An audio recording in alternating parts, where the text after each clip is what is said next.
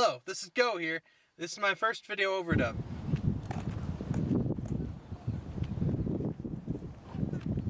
Not the best picture, but hang on, let me pass these trees. There it is. There it is. There's the Toledo skyline.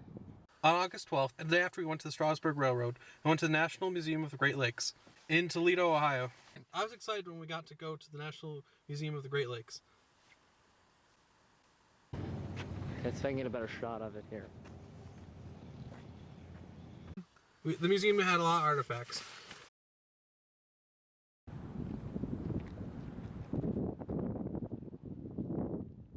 Including a few ship headlamps, a whistle from old lake ship, pictures of shipwrecks, and many other artifacts from lake ships.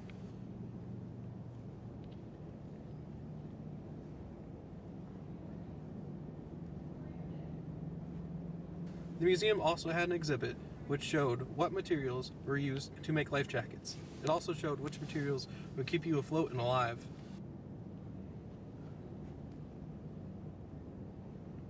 The National Museum of the Great Lakes had artifacts from Edmund Fitzgerald. And one of my favorite parts was doing the wreck of the Edmund Fitzgerald simulator. In video game form, we were able to pilot a submersible vehicle to the wreck of the famous ship. We then got to see different parts of the wreck and hear theories as to why it sank. The large life raft behind the machine was a powerful reminder of what can happen on the lakes. And a map of the Great Lakes showing all the major cities.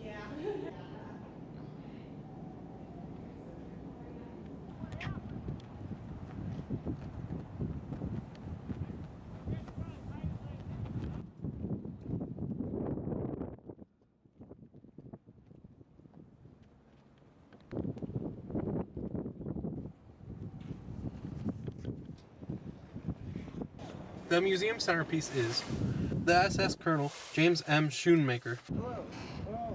Hello. Thank you. Thank you.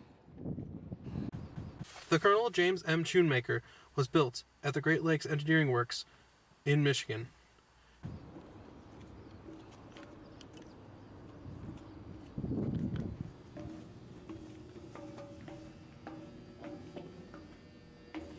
She was christened by Gretchen Schoonmaker, daughter of the ship's namesake, and launched on July 1st, 1911.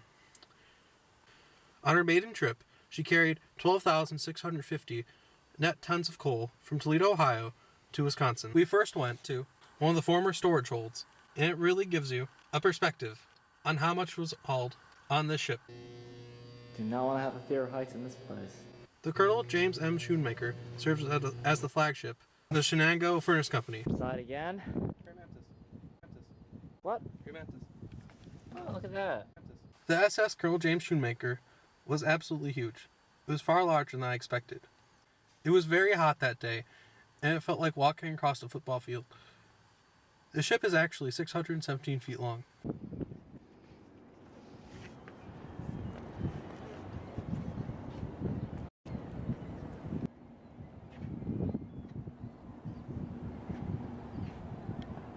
She sailed as part of the Shoemaker fleet until 1969, when she was sold to the Interlake Steamship Corporation.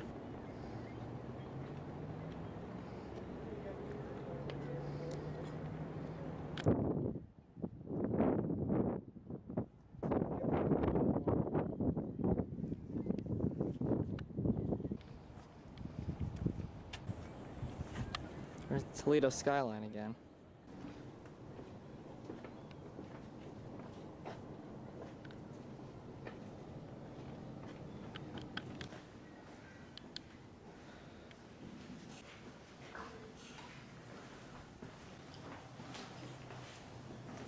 Look at these coolers. And this is all detailing it because it was the board before it became the Shoemaker again.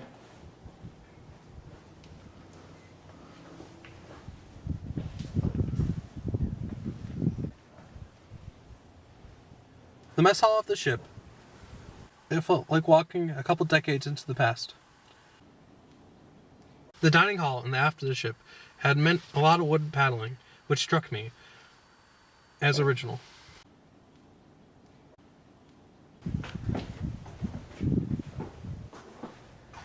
steward. Fire today, no job tomorrow.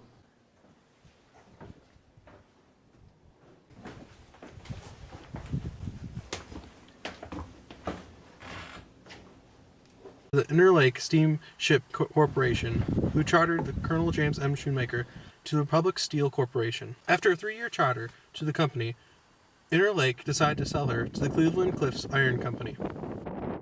Outside.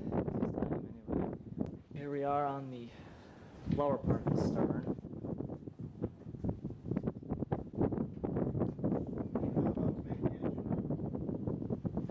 Who renamed the ship the Willis B. Boyer, after the company's president. They operated the Laker for 7 years in the iron trade until she was laid up in 1980 due to a downturn in the steel industry. The Colonel James M. Schoonmaker was powered by a triple expansion steam engine, which was replaced by a steam turbine in 1955. Yes.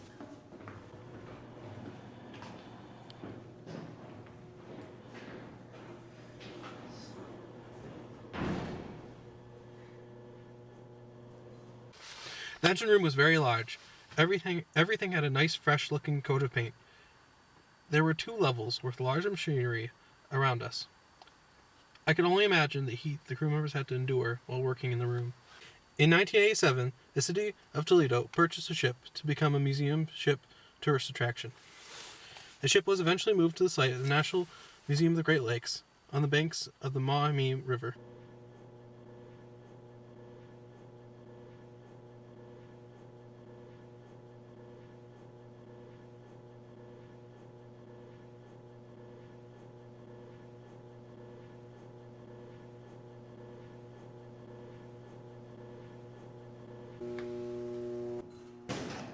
Okay, I don't know if you guys can. I don't know who at home can feel how hot it is. Okay, it's pretty hot down here. Just imagine how hot it gets out when these things are actually running.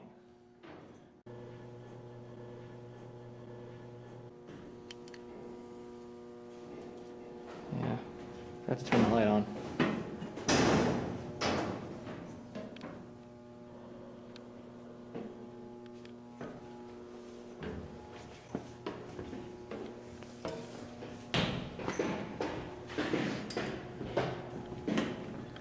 Diesel electric generators.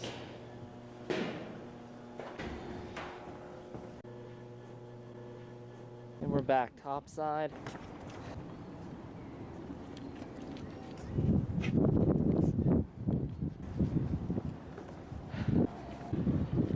Forecastle and rear castle. Do not want to be on the deck during a storm on this thing.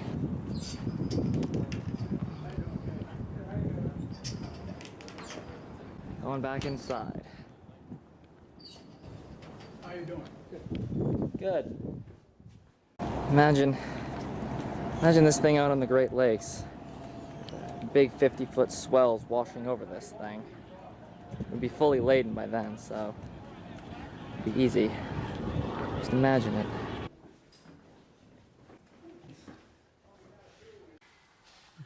The rooms on the top floor were some of my favorites. We had an amazing view, and the wind up there felt great. All the rooms on the top floor looked and felt old.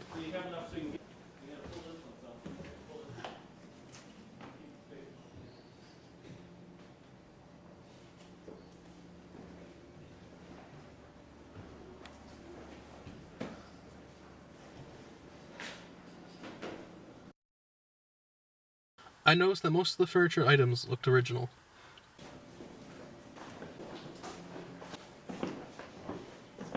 You go this way. I don't think you went this No, way. he didn't. No, he did not go this way. This is.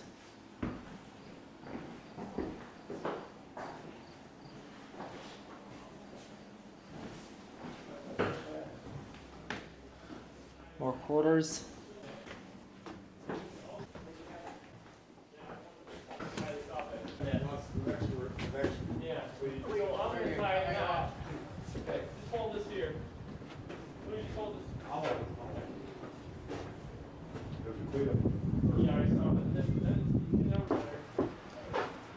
Wow. And it's a Victrola. Wow.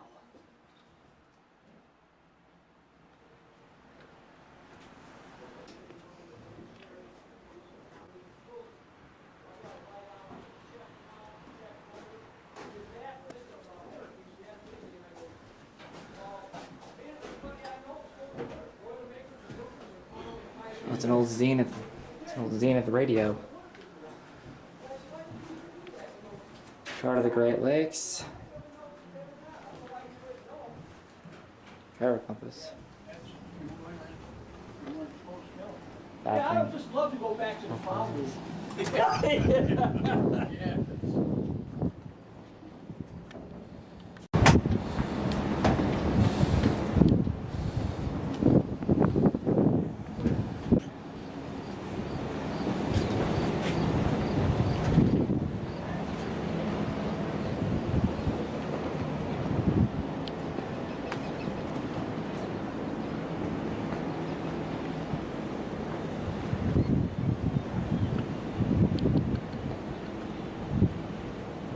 Kind of interesting. These old lake freighters all have a sailing style bowsprit.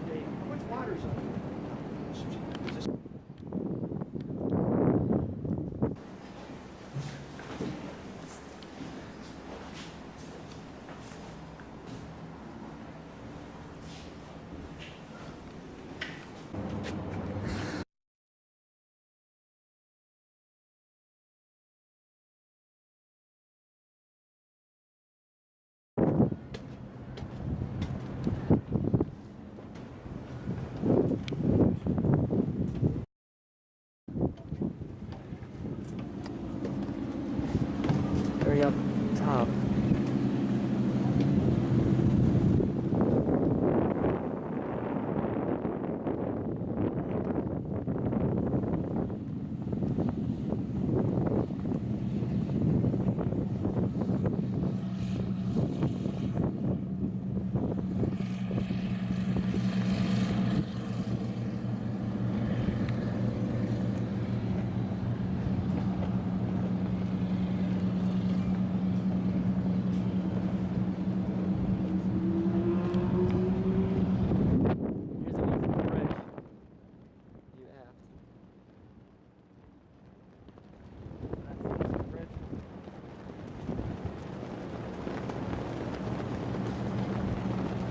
The wind up here is phenomenal. Here, take a look at those flags.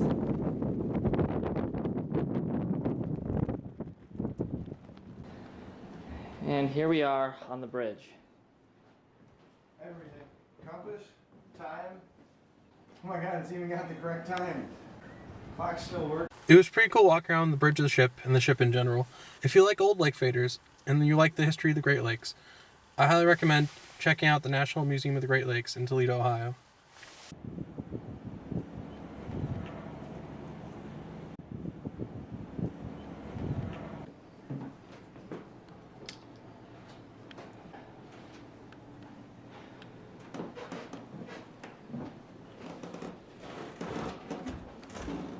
Engine telegraph.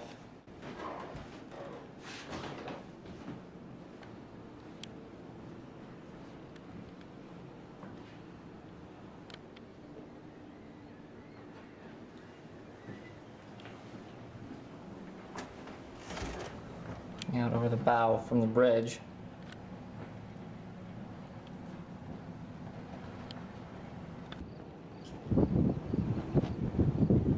Standing on the starboard wing.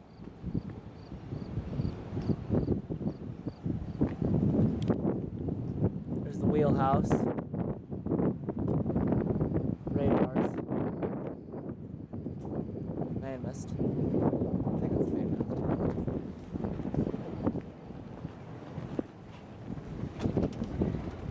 I'm headed back down.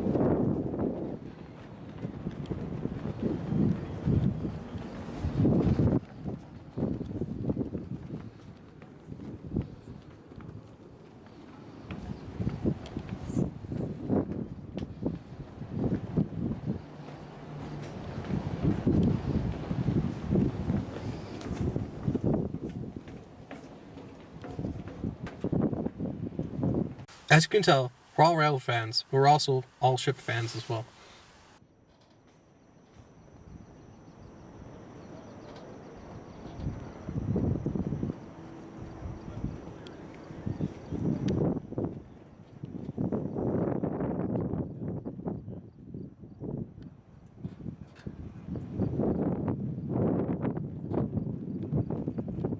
Anyhow, I'm Go,